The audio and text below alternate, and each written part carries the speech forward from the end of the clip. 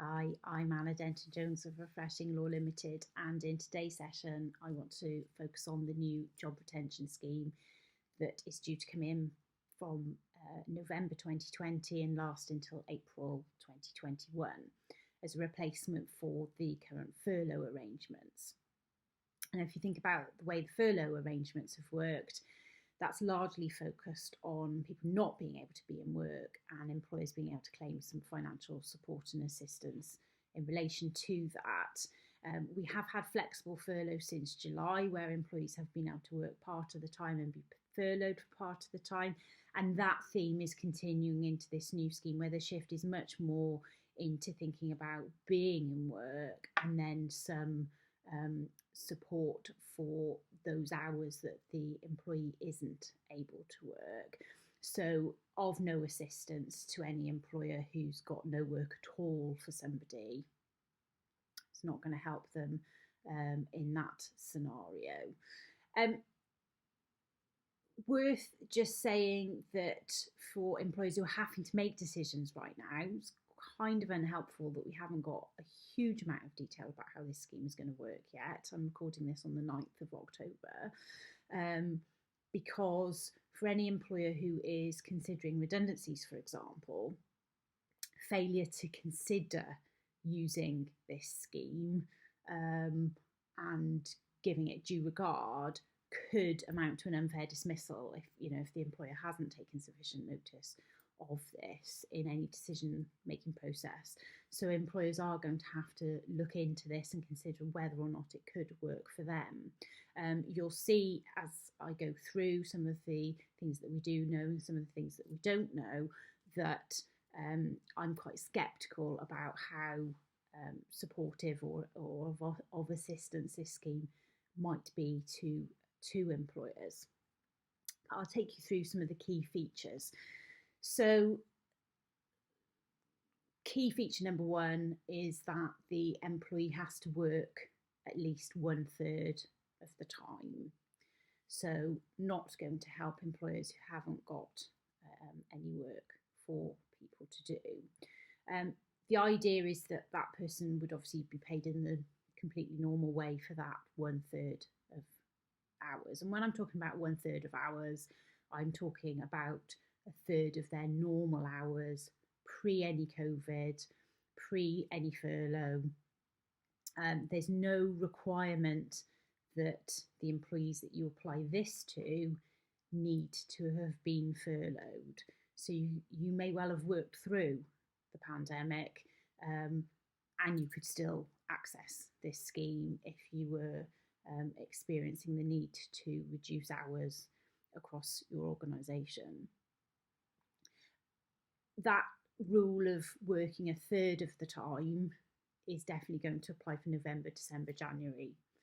What we don't yet know is whether the government are going to change that for February, March and April. There's going to be a review of how it's working.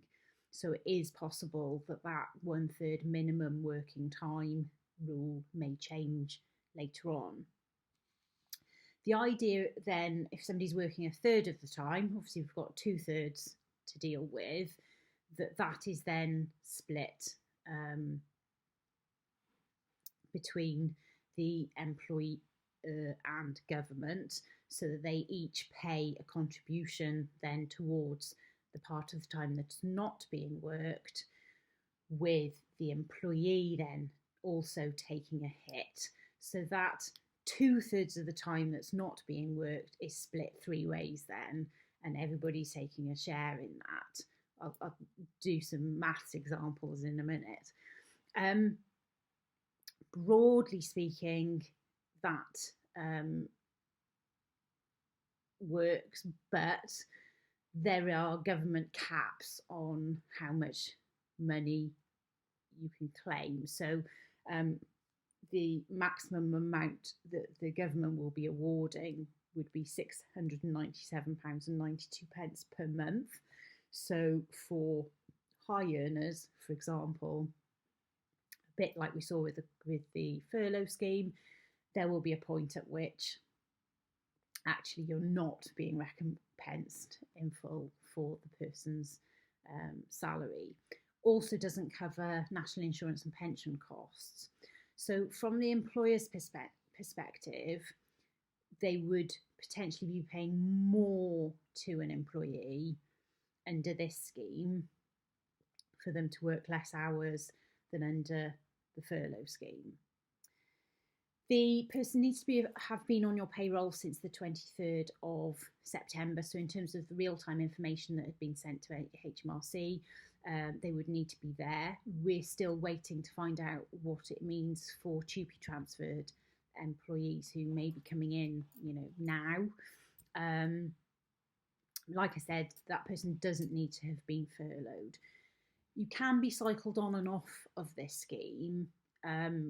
We're awaiting guidance as to whether or not, when we're looking at what 1/3 of somebody's hours looks like, whether that can be averaged over, for example, a month rather than week on week on week, 1/3 of their previous hours. And it is clear that we're not going to be able to make people redundant who we're claiming for. So if an employer found, I don't know, in December that they needed to make redundancies, they wouldn't be able to claim for any period in which that redundancy occurs. So some thought would have to be given to that. It's unclear yet whether somebody might be able to be working their notice for other reasons than redundancy. It's definitely going to apply to small and medium businesses. By that, I'm assuming that the usual definition of less than 250 employees would apply. For larger organisations, we've already been told that for those organisations to be able to access the scheme, they'd have to show that their income has been hit by the pandemic, but we don't yet know what exactly that looks like. Certainly those organisations would have to not, for example, be issuing dividends to their shareholders. What is clear is that the employer has to be paying the person through payroll as you go along. You wouldn't be able to defer by arrangement with the employee. We'll only pay you when we get the money back from the government. It's not going to work like that. The employer is going to have to upfront those costs. So that is obviously going to have an impact on employers' decision-making process. The focus is on people working. So we're anticipating that you wouldn't then be able to claim for somebody who was sick or somebody who couldn't attend work because they were shielding perhaps, or people who were on different forms of family related leave. The focus is on work. There's going to be a delay in payment.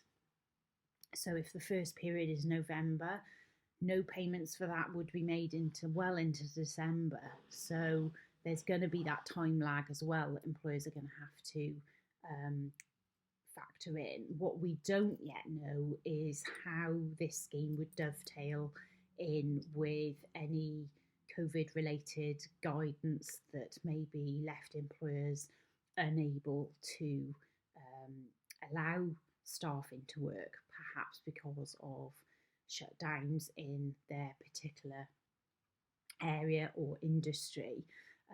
So there's that relationship that we're not quite sure how that's going to work yet. Giving you an example, I'm choosing easy numbers and percentages because it's just easier. Let's assume we've got somebody who was on a salary of 24,000, so easy peasy, £2,000 gross a month, and let's say we've got work for them to do 50% of the time. The employer would be paying them obviously £1,000 for the 50% of the time that they worked. Then we've got half of their time that they're not being worked, potentially a loss of £1,000 to the employee. How this new scheme is going to work is that £1,000 then gets split 3 ways. So £333.33 would be paid by the employer So the employer is actually paying 1,333 for half of the time being worked, plus any pension and national insurance. Then the government pays 333 that the employer then pays to the employee. So the employee is getting £1,666.66, and the employee is then taking a hit of £333.33 that they aren't receiving that month.